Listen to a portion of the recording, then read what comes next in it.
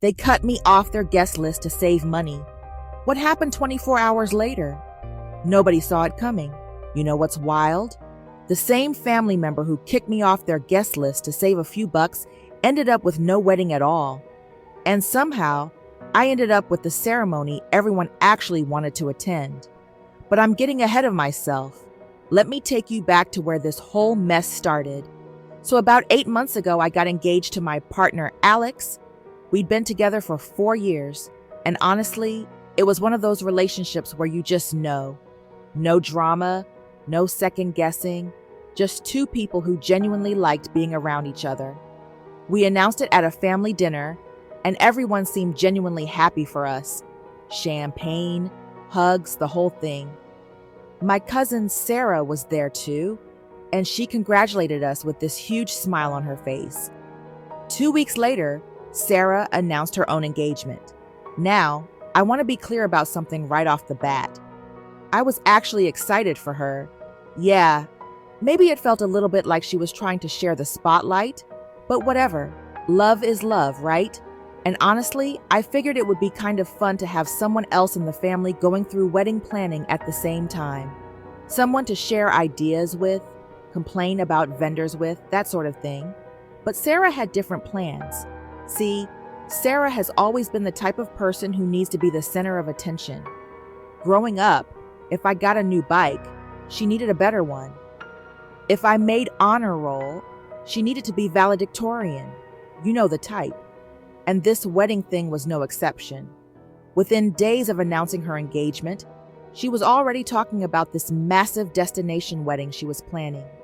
300 guests, a venue that cost more than most people's cars, a dress that had to be custom designed by someone whose name I couldn't even pronounce. Alex and we were planning something way more low-key. We wanted something intimate, maybe 50 people max, just close family and friends.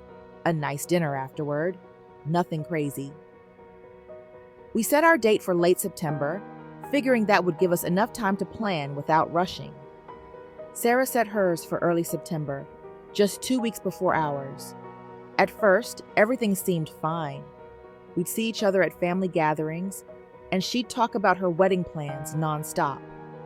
The flowers she was getting flown in from somewhere ridiculous. The ice sculpture shaped like a swan. The 7-tier cake. And every single time, she'd throw in these little comments like, "Oh, I'm sure your wedding will be nice too, you know," in a simpler way.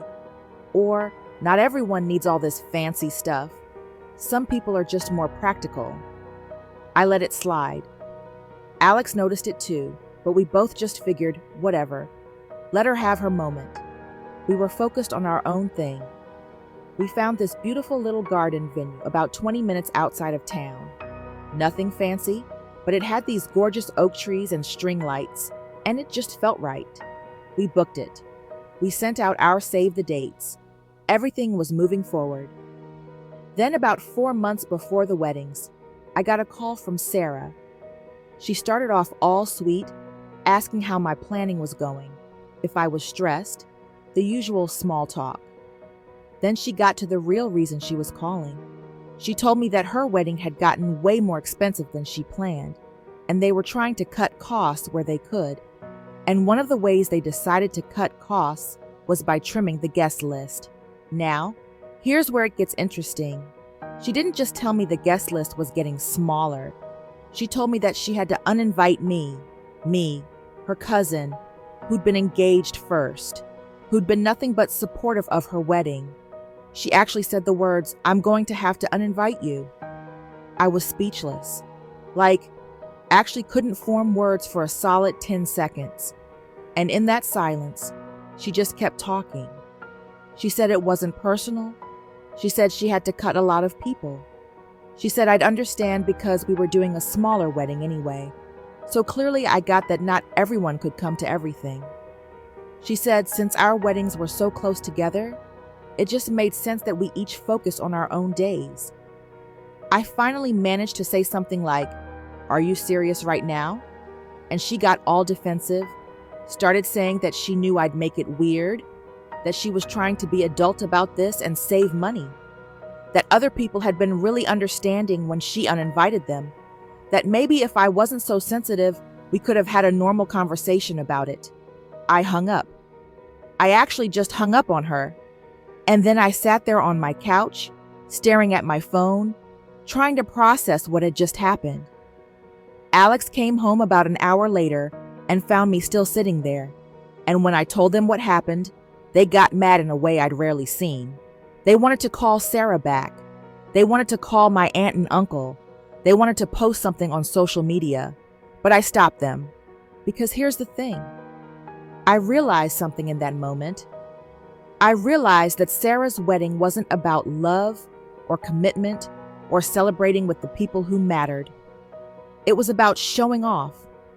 It was about being the biggest and the best and making sure everyone knew how much money she spent. And I realized that I didn't want to be part of that circus anyway, but I'd be lying if I said it didn't hurt. It hurt a lot, not just because she uninvited me, but because of what it represented. It was like she was saying that her wedding was more important than our relationship, that her need to impress people she barely knew was more valuable than having her own cousin there on one of the biggest days of her life. I didn't tell many people what happened. My parents knew and they were furious. They actually considered not going to Sarah's wedding in solidarity, but I told them not to do that. I didn't want to create more drama. I didn't want to be the person who split the family. So I just quietly accepted it and moved on with my own planning. But something shifted in me after that call. Alex and I had been planning this nice garden wedding with 50 guests, and suddenly that felt like too much. It felt like we were doing it for other people, for family who clearly didn't value us the way we valued them, for friends who probably cared more about the free dinner than actually celebrating with us. And we started talking about what we actually wanted. Turns out, what we actually wanted was something even simpler. We wanted to get married, surrounded by the handful of people who truly mattered to us. We didn't need the garden venue or the catered dinner, or any of it. We just needed each other and the people who'd been there for us through everything. So we made a decision. We canceled the garden venue. We got most of our deposit back because we canceled early enough. And we decided to do a courthouse ceremony instead. We'd get legally married there, just us and 2 witnesses, and then we'd have a tiny celebration afterward at our favorite restaurant with maybe 10 people, our closest friends, Alex's parents, my parents. That was it. We didn't make a big announcement about the change. We just quietly reached out to the people we wanted there and told them the new plan. Everyone was on board. Actually, everyone seemed relieved. Turns out a lot of people had been stressing about taking time off work and finding babysitters and buying gifts for 2 weddings so close together. This made it easier for everyone. As Sarah's wedding day got closer, the family group chat was absolutely insane.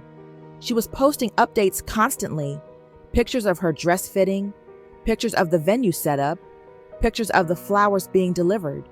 It was this massive production at some fancy hotel ballroom downtown. She'd posted the itinerary, and it was wild. The ceremony was at 3, cocktail hour at 4, dinner at 6, dancing until midnight. She had a videographer, a photographer, and someone doing a live stream for relatives who couldn't make it. My parents went. They felt obligated. But they told me later that the whole thing felt uncomfortable, like they were attending a performance more than a wedding. Sarah had these elaborate entrances planned. There were costume changes. At one point, she literally had a spotlight on her while she danced with her new husband. My mom said it was the most over-the-top thing she'd ever seen. But here's where things took a turn. The morning of Sarah's wedding, which was a Saturday in early September, something happened. Around 10 in the morning, there was a fire at the hotel where her wedding was supposed to be. Not a huge fire, nobody got hurt or anything, but big enough that the fire department had to come. Big enough that the entire building had to be evacuated. Big enough that the hotel had to cancel all events for the day, including Sarah's wedding. I found out about it because my mom called me, absolutely frantic. She was already at the hotel helping Sarah set up when the fire alarm went off. She said it was chaos. Sarah was screaming. The wedding planner was on the phone trying to find another venue. But here's the thing about same-day venue changes. They don't really happen, especially not on a Saturday in September, which is peak wedding season. Every place they called was already booked. Now, I know what you're thinking. And yes, a small part of me felt like this was some kind of cosmic justice. But honestly, my first reaction was actually sympathy. I know that sounds weird after everything, but I wouldn't wish that kind of disaster on anyone. Having your wedding canceled hours before it's supposed to happen, that's nightmare fuel. So when my mom called asking if there was anything I could do to help, I actually tried to think of solutions, but there was nothing. No venue could accommodate 300 people on zero notice. The hotel said they could potentially reschedule for the following weekend, but half of Sarah's guests had flown in from out of town and couldn't stay or come back. It was a complete disaster. And then something unexpected started happening. People who'd been invited to Sarah's wedding started reaching out to me, asking if my wedding was still happening. See, we'd sent out our original save the dates before changing our plans, so a lot of extended family knew we were getting married around the same time. And when word got out that we'd simplified everything and were doing a courthouse ceremony, people started asking if they could come. Our ceremony was scheduled for the Monday after Sarah's wedding was supposed to happen. We'd planned it for a Monday specifically because the courthouse was less busy and we could get an appointment time that worked well. It was supposed to be just us, our witnesses, and then dinner with 10 people afterward. But suddenly we had aunts and uncles and cousins asking if they could attend. People who'd already taken time off work for Sarah's wedding. People who'd already traveled to town. Alex and I talked about it. We'd specifically wanted something small, but we also realized that these people weren't asking to come because of drama or because they felt obligated. They were asking because they genuinely wanted to celebrate with us. And the courthouse ceremony was public anyway. We couldn't exactly turn people away, so we said yes. We told people they were welcome to come to the courthouse. We couldn't control who showed up to a public building. And we called the restaurant and expanded our reservation to accommodate more people. They had a private room that could fit about 30, and we booked that. Monday came. Alex and I got dressed up, nothing too fancy, but nice. We headed to the courthouse, and when we got there, we couldn't believe what we saw. There had to be 40 people waiting outside. Family members, friends, even some of Sarah's guests who we barely knew, but who wanted to see at least one wedding happen that weekend. The ceremony itself was simple. We stood in front of a judge. We said our vows. We exchanged rings. It took maybe 15 minutes total, but it was perfect. It was exactly what we wanted. No spotlight, no ice sculptures, no 7-tier cake. Just two people promising to love each other, surrounded by people who actually cared. After the courthouse, everyone headed to the restaurant. We'd planned for 30 people, but closer to 50 showed up. The restaurant staff was amazing and somehow made it work. We squeezed in extra chairs. People shared appetizers. It was chaotic and cramped and absolutely perfect. There were toasts, there was laughing, there was genuine joy. It felt more like a family reunion than a wedding reception, and I loved every second of it. But here's the really wild part. There was a local news crew at the courthouse that day. They were there filming something completely unrelated, some story about court proceedings or something. But they saw our wedding. They saw all these people gathered outside. They saw the celebration, and they asked if they could talk to us. We did a quick interview, just talking about how we'd kept things simple and focused on what mattered. How we decided that love was more important than an expensive party. And that night, our wedding was on the local news. Just a little 2-minute segment, but they called it a beautiful example of what weddings should be about. They showed clips of us leaving the courthouse with everyone cheering. They showed people hugging and crying happy tears at the restaurant. The next morning, my phone was blowing up. Friends sending me the news clip, distant relatives who hadn't even known I was getting married saying they saw us on TV. And yeah, Sarah saw it too. She sent me a text, just one line. "I saw you on the news. Congratulations, I guess." I didn't respond right away. Part of me wanted to be petty. Part of me wanted to say something about how sometimes less really is more. But I didn't.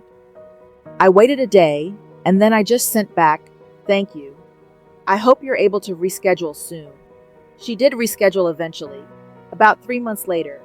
Smaller venue, fewer guests, less elaborate everything. I wasn't invited to the rescheduled version either, which honestly didn't surprise me or bother me at that point. My parents went and said it was nice, more normal, less of a show. Here's what I learned from all of this. When Sarah uninvited me, she thought she was cutting costs and simplifying her life. But what she actually did was show me what I really valued. She forced me to evaluate what mattered and what didn't. And in the end, her rejection led me to have exactly the wedding I needed, even if I didn't know it at the time. The fire at her venue wasn't karma, even though it felt like it. It was just bad luck. But the way everything unfolded after that, the way people showed up for us, the way our simple courthouse wedding ended up being this beautiful, memorable day that even made the news, that felt like the universe saying that authenticity wins, that real love and real relationships matter more than expensive performances. I don't hate Sarah. I actually feel kind of bad for her. She spent so much money and energy trying to create this perfect day, and it fell apart. And then she had to watch her cousin, who she dismissed and uninvited, end up with something genuine and meaningful. That's got to sting. Mostly, I'm just grateful. Grateful for Alex, who never once made me feel like I had to prove our love with an expensive party. Grateful for the people who showed up, both literally and figuratively. Grateful for the way things worked out, even when it seemed like they were falling apart. Would I change anything? Honestly, no. If Sarah hadn't uninvited me, we probably would have gone through with our original plan. 50 people at a garden venue. It would have been nice, but I don't think it would have been as meaningful as what we ended up with. Sometimes the best things come from the worst situations. Sometimes you need someone to shut the door in your face so you can find the window that was open all along. And if you're planning a wedding right now, or if you're dealing with family drama, or if someone has made you feel like you're not enough because you're not doing things their way, remember this: your worth isn't measured by how much you spend or how many people you impress. It's measured by the love you give and receive. It's measured by the people who show up when it matters. It's measured by the moments that take your breath away, not the ones that empty your bank account. Sarah wanted a wedding that everyone would remember, and she got one, just not in the way she planned. Meanwhile, I got a marriage. I got a partnership. I got a day that I'll treasure forever, not because it was on the news, but because it was real. If you enjoyed this story, subscribe for more.